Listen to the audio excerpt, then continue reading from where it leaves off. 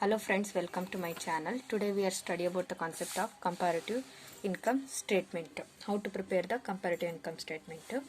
The following particulars relating to Sakshi Limited, year ending on 31st/12/2019 and 31st/12/2020, you are required to prepare the comparative statement. Question is, particular 31st/12/2019 information ಕೊಟ್ಟಿದ್ದಾರೆ, 31st/12/2020 information ಕೊಟ್ಟಿದ್ದಾರೆ.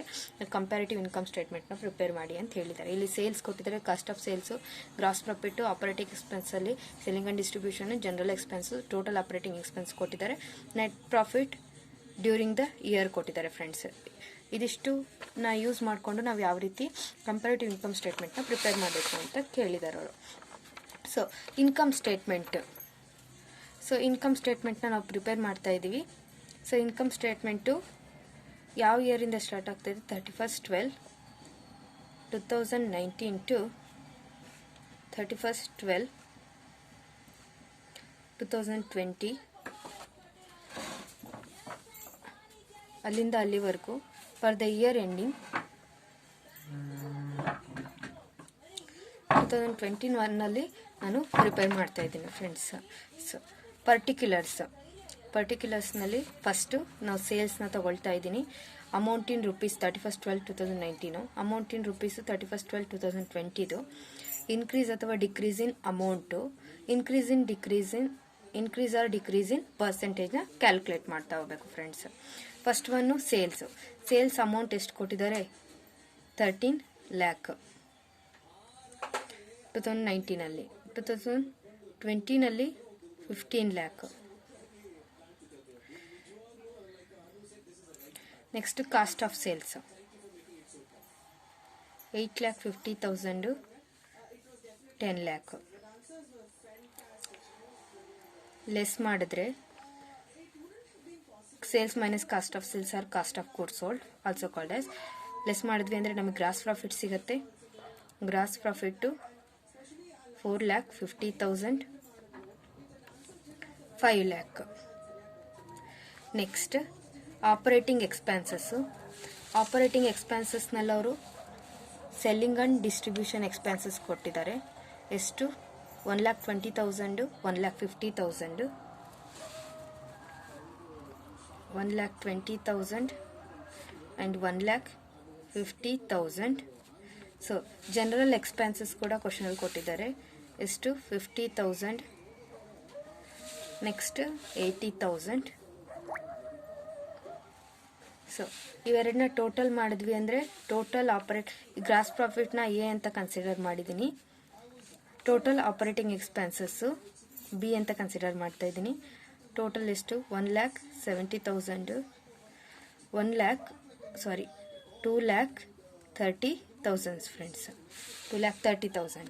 Next ನಾವು calculate ಮಾಡಬೇಕು operating profit ಎಷ್ಟು? Gross ಪ್ರಾಫಿಟ್ನಲ್ಲಿ total operating ಎಕ್ಸ್ಪೆನ್ಸ್ನ less ಮಾಡಿದ್ವಿ ಅಂದರೆ operating profit ಸಿಗುತ್ತೆ. 4,50,000ನಲ್ಲಿ 1,70,000 less ಮಾಡಿದ್ವಿ ಅಂದರೆ 2,80,000 2,70,000 ಫ್ರೆಂಡ್ಸ್. ಸೊ ಇದು net profit during the year ಅಥವಾ ಆಪರೇಟಿಂಗ್ ಪ್ರಾಫಿಟ್ ಅಂತ ಹೇಳ್ತಾ ಹೋಗ್ತೀವಿ. ಸೊ ನೆಕ್ಸ್ಟ್ ನಾವು increase bar decrease in amount. So amount ಅದ್ರ ಜೊತೆಯಲ್ಲಿ ನಾವು ಕ್ಯಾಲ್ಕುಲೇಟ್ ಮಾಡಬೇಕಾಗಿರೋದು increase or decrease in percentage. So base ಇಯರ್ಗೆ ಕಂಪೇರ್ ಮಾಡಿದ್ವಿ ಅಂದರೆ 2019 ಬೇಸ್ ಇಯರು, ಇದು ನೆಕ್ಸ್ಟ್ ಇಯರು. ಸೊ ಈ ಇಯರ್ಗೆ ಕಂಪೇರ್ ಮಾಡಿದ್ವಿ ಅಂದರೆ ನೆಕ್ಸ್ಟ್ ಇಯರ್ನಲ್ಲಿ ಇನ್ಕ್ರೀಸ್ ಆಗಿದೆಯಾ ಡಿಕ್ರೀಸ್ ಆಗಿದೆಯಾ ಅಮೌಂಟು? 13 ಲ್ಯಾಕ್ಗಿಂತ ಇಲ್ಲಿ ಎಷ್ಟು ಲ್ಯಾಕ್ ಇನ್ಕ್ರೀಸ್ ಆಗಿದೆ? ಇನ್ಕ್ರೀಸ್ ಆಗಿರೋ ಅಮೌಂಟು 2 lakh. ಡಿಕ್ರೀಸ್ ಆಗಿದ್ರೆ ಅದು ಮೈನಸ್ ವ್ಯಾಲ್ಯೂ ಅಂತ ಹೇಳ್ತೀವಿ. ನೆಕ್ಸ್ಟು 8,50,000 10 lakhಗೆ ಇನ್ಕ್ರೀಸ್ ಆಗಿದೆ 1,50,000.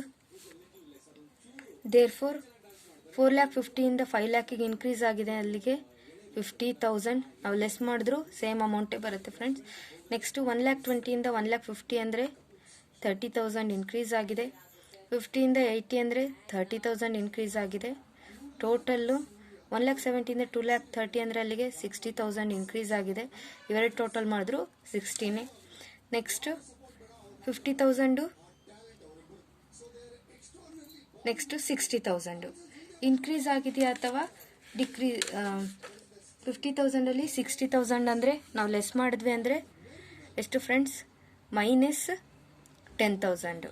ಸೊ 2,80,000ಗೆ 2,70,000 ಏನಾಯ್ತು ಇಲ್ಲಿಗೆ ಆಗಿದ್ದಾಗ ಡಿಕ್ರೀಸ್ ಆಯಿತು. ಡಿಕ್ರೀಸ್ ಎಷ್ಟು 10,000 ಅದನ್ನು ನಾನು ಮೈನಸ್ ವ್ಯಾಲ್ಯೂ ಆಗಿರೋದ್ರಿಂದ ಬ್ರ್ಯಾಕೆಟ್ನಲ್ಲಿ ತಗೊಳ್ತಾ ಇದ್ದೀನಿ friends.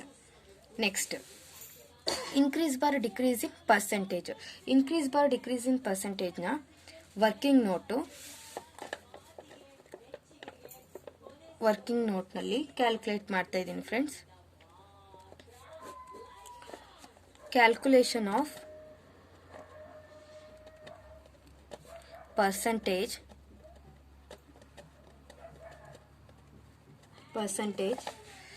percentage is equal to increase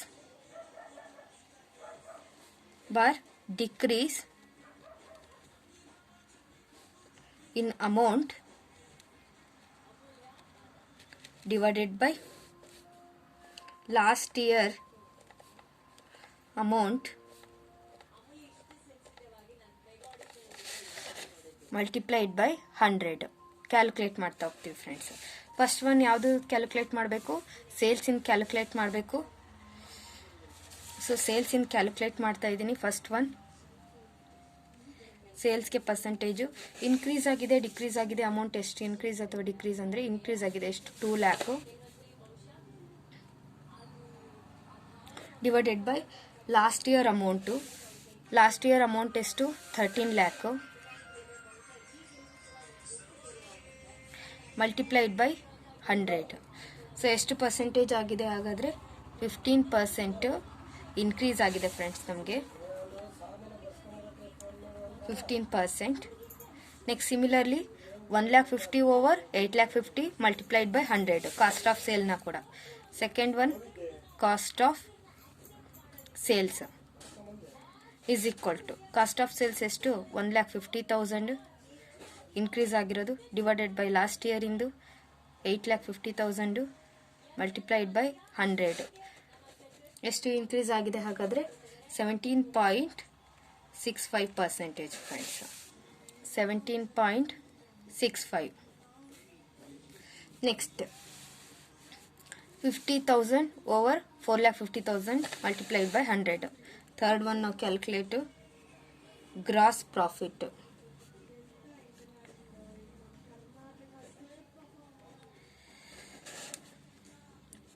$50,000 over 4,50,000 multiplied by 100. Answer 11.11%.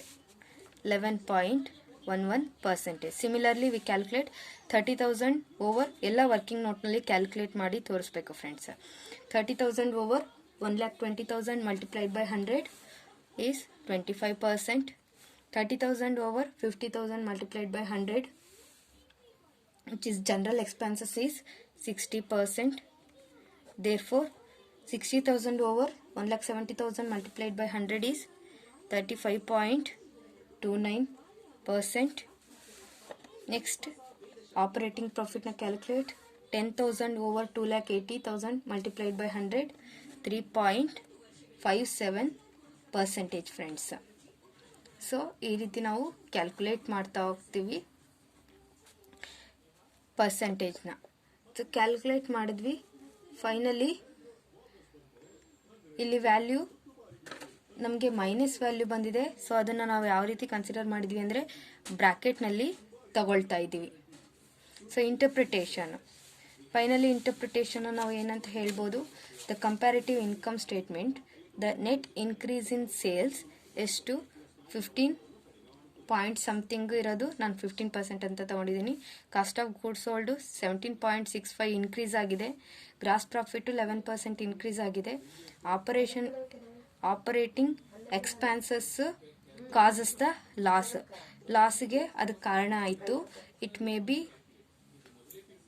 conclude at its progress is satisfactory.